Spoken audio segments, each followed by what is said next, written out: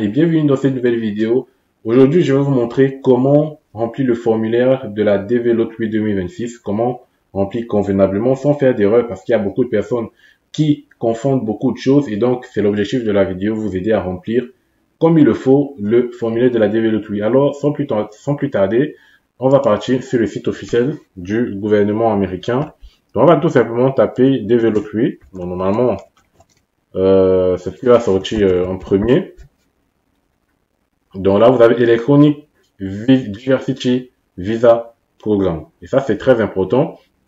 Très important. dvprogram.state.gov. Parce qu'il y a beaucoup de sites qui vont vous vendre, voilà, vous arnaquer tout simplement sur la loterie américaine en vous demandant de payer certaines sommes. Donc ça, c'est important à bien évidemment à prendre en compte.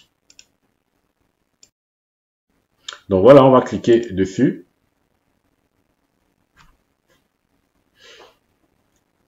Et donc vous avez cette page de bienvenue et tout et tout. Voilà, donc vous êtes visa électronique de diversité, système d'inscription des candidats. Et donc là, ils vous mettent l'heure actuelle. Non, c'est pas l'heure, ça. C'est bon. Donc bienvenue, ils vous disent que bon, vous avez jusqu'au 5 novembre pour remplir le formulaire d'inscription. Et que également vous avez le mode d'emploi que vous pouvez consulter, qui vous fournit les instructions pour participer à la DV Lottery. Donc ça, j'ai déjà fait une vidéo sur les instructions, vous pouvez aller regarder. Vous avez les instructions en matière de photo, donc je vais faire une deuxième vidéo sur comment avoir respecté les exigences en matière de photo, juste après celle-ci. Et enfin, vous avez le formulaire d'inscription qu'on va remplir tout maintenant. Voilà, commencer l'entrée.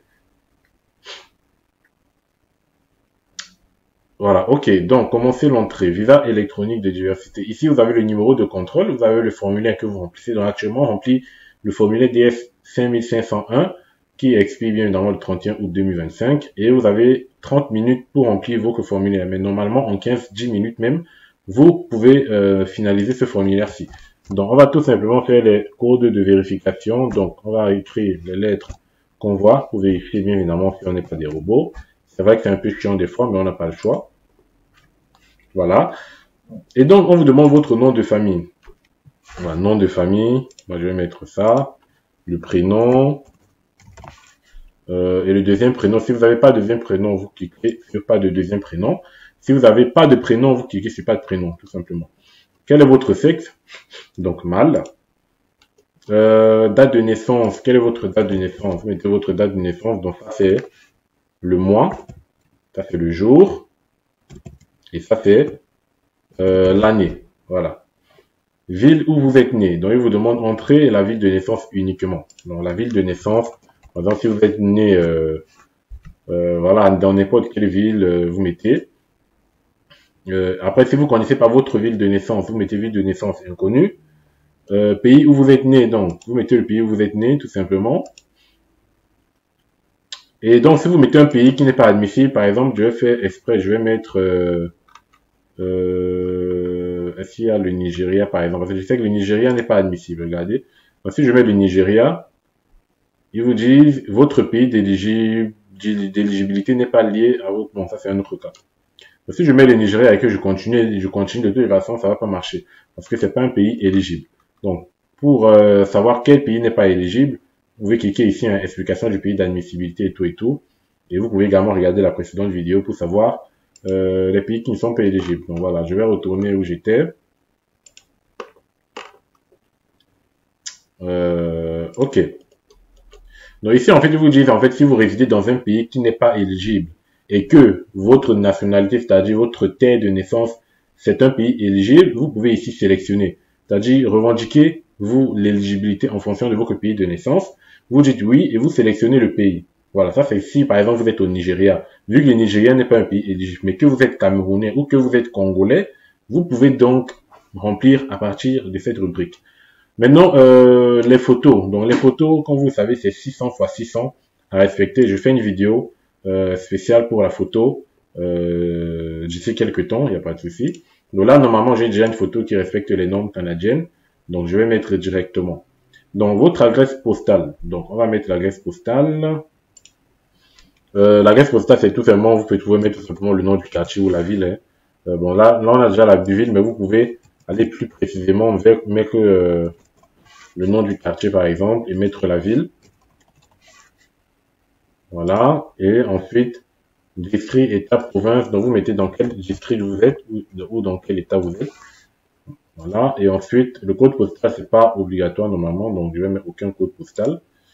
Dans quel pays, du coup, vous sélectionnez le pays. Voilà. Pays où vous vivez aujourd'hui, vous faites pareil. Pays où vous vivez aujourd'hui. Pardon. Ensuite, le numéro de téléphone, vous pouvez mettre un numéro. Voilà. Donc, n'hésitez pas à mettre un numéro de téléphone. Une adresse mail, donc je vais mettre mon adresse mail. Maintenant, ici, vous dites quel est le niveau d'études le plus haut que vous ayez obtenu. Donc, lycée, par exemple, sans diplôme, ça veut dire que vous n'avez pas de diplôme, ça veut dire que vous n'avez pas de baccalauréat, vous devez cliquer ici. Mais du coup, ça va pas vous rendre éligible. Il faudrait minimum avoir un baccalauréat. Si vous avez fait une école professionnelle, si vous avez un diplôme d'études secondaires, donc ça c'est le baccalauréat. Quelques cours universitaires, c'est-à-dire vous avez votre bac et vous vous êtes arrêté en cours d'année, par exemple en licence 2 ou en troisième année de licence sans toutefois avoir eu la licence. Donc vous allez mettre tout simplement quelques cours universitaires. Diplôme universitaire, ça veut dire que vous avez déjà un diplôme à l'université, licence, master et tout. Quelques cours de deuxième cycle. Deuxième cycle, à mon avis, c'est après le premier cycle, quoi. C'est-à-dire que vous avez fait la seconde, la première, ou que vous avez fait la terminale et vous vous êtes arrêté, vous n'avez pas eu votre baccalauréat. Vous mettez quelques cours de deuxième cycle. La maîtrise, bien évidemment, vous connaissez, et le doctorat, vous connaissez, et quelques cours de niveau doctorat, c'est assez clair. Donc moi, je mettrais diplôme universitaire, par exemple. Et vous dites, quel est votre état? Bon, pour simplifier, moi, je vais mettre célibataire. Je veux pas que la vidéo vous prenne du temps. Donc, je vais mettre célibataire, mais de toutes les façons, même si vous mettez marié, il faudra rajouter les enfants. Bon, je vais prendre quand même un cas général. Je vais mettre, parce qu'il y a marié et mon conjoint n'est pas un citoyen américain ou un résident permanent. Donc ça, c'est votre cas si vous avez un mari. Mari et mon conjoint est un citoyen américain. Donc si vous avez un conjoint citoyen américain, il faudra cliquer là. Si vous êtes divorcé, veuf ou séparation légale. Donc si vous êtes en couple, les couples, ça se met pas sur la dévéloterie. Parce qu'il n'y a pas de régime matrimonial pour les couples. Donc, si vous êtes en couple, il faudrait que vous soyez marié ou que vous soyez paxé. Voilà. Donc, normalement, si vous avez pas de lien officiel avec la personne avec qui vous êtes, vous allez tout simplement mettre célibataire. Hein, vous aurez pas le choix. Et comme ça, votre conjoint pourra faire sa demande de son côté. Et une information importante, c'est que vous pouvez rajouter les membres de votre famille, c'est-à-dire votre femme et vos enfants de moins de 21 ans dans le même formulaire de la dévéloterie et l'autre conjoint, c'est-à-dire si le mari décide de participer à la dévéloterie, il va postuler, il va mettre sa femme et ses enfants de moins de 21 ans, et la femme de son côté aussi peut postuler pour la dévéloterie en mettant son mari et ses enfants de moins de 21 ans, et ça permet d'avoir donc ce qu'on appelle la double chance. Donc ici, je vais faire, comme j'ai dit tout à l'heure, mari et mon conjoint n'est pas citoyen américain. Voilà, comme ça on pourra entrer. Et ici, vous demandez le nombre d'enfants. Moi, je vais dire un enfant pour simplifier les choses. Donc, on va continuer. Ensuite, donc, vous voyez, on est passé à l'étape suivante. Parce que si votre photo ne respecte pas les normes américaines, vous ne pourrez pas passer à l'étape suivante. Ça va vous bloquer à chaque fois. Donc ici, le nom du conjoint. Donc, on nous demande le nom du conjoint. Donc, je vais mettre ça. Le prénom. Et pas le deuxième prénom. On va vous demander la même chose qu'on a demandé au demandeur principal. On demande également la même chose pour le conjoint. Donc, dans quel mois, quel jour et quelle année, quel genre, donc c'est féminin, ville de naissance. Moi, je mets des trucs simples. Hein. Sélectionner le pays du conjoint. Voilà. Ils vont également demander une photo. Moi, je mets la même photo. Normalement, ça devrait passer. Le nom de famille de l'enfant. Donc, vous mettez le nom de l'enfant. Et le prénom. Et pas de deuxième prénom. On va lui demander également la même chose. Le mois de naissance. Le jour de naissance. Et l'année. Vous mettez par exemple un garçon. Entrez la ville de naissance de l'enfant.